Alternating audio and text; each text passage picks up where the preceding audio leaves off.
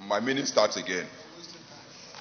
Mr. President, I was appreciating the leader of the Senate. He is a process person who is very detailed. He has given us a very comprehensive and detailed report, which we appreciate. But Mr. President, for me, I will categorize the report into three broad areas. We are going into too much details of dictating to the military, the police, as to how they run their own agencies. What we should be discussing here, basically, Mr. President, to me, should be the broad policy outline that will guide what the government or the executive need to do in order to address this palpable security situation that we found ourselves in. So, Mr. President, for me, which is also reflected comprehensively in the report, is the issue of systematic failure of governance.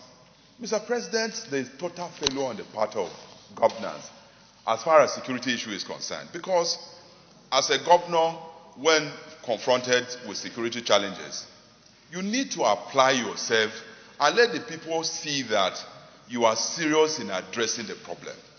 Have we shown that level of seriousness in addressing this? Outside of saying that we have allocated money, well, it's beyond allocations of money. There has to be detailed, systematic approach in addressing this security problem. And the report stated it, said the Office of the National Security Advisor is not funded. The man is not a magician.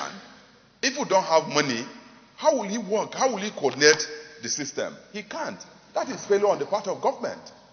There are other instances that the report also have indicated where there is complete systematic failure. So that is category one. And under that failure is where you find all of what Senator Abbott said on page 53, where you have conflicts, issues of M&E, monitoring and evaluation.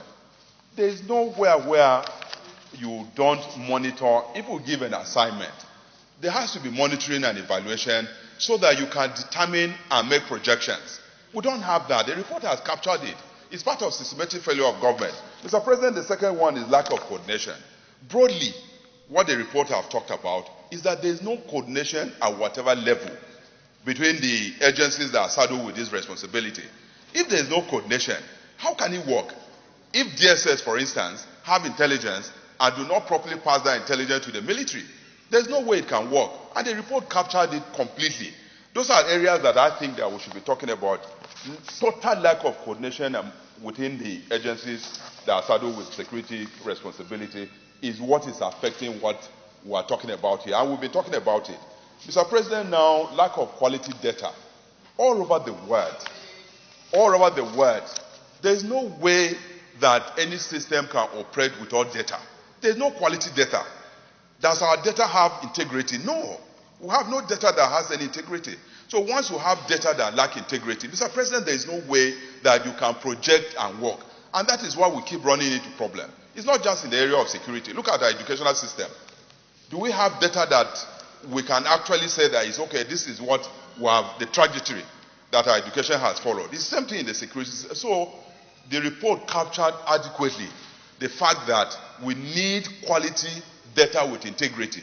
So, Mr. President, for me, as a House or as a Senate, what we need to do is for us to, as recommended also by the report, that we need to look at legislation that can make it imperative for agencies to have M&E departments in their place. M&E, that is monitoring and evaluation, to make sure that they have quality data that has integrity so that there will be a trajectory that can be tracked, to also make sure that the system works. The system is not working. And like Ebert said, let's call a spade a spade. The system is simply not working. The system has to work. And once we look at these three broad areas, systematic failure, lack of coordination, and then lack of quality data, and make sure that we address this, we have addressed the entire report. But, Mr. President, in conclusion, we want to appeal that at the level of leadership, at your level, Mr. President, with a report like this that Nigerians are waiting for, it would be good that at the end of the day, you can sit down with the leadership of this country and discuss this report and let's have their buy-in. Otherwise, the next the 10th Senate will come back with a report like this, if nothing is done now. So it is also now incumbent on you as our leader to meet with the leadership in order to discuss this report and see how they can have their buy. Mr. President, I so submit.